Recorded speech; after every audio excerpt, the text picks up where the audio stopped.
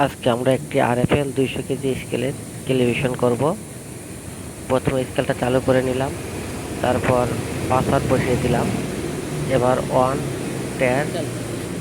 এবার আমরা ওজন দিয়ে নেব। ওজনটা হচ্ছে 25 কেজি 200 গ্রাম। ওজনটা দিয়ে নিলাম এবং ওজনটা লিখে দিলাম, দিয়ে ট্যার ক্যাপাসিটি অ্যাকুরেসি দেন ট্যার। এবার ওজনটা এসে গেল।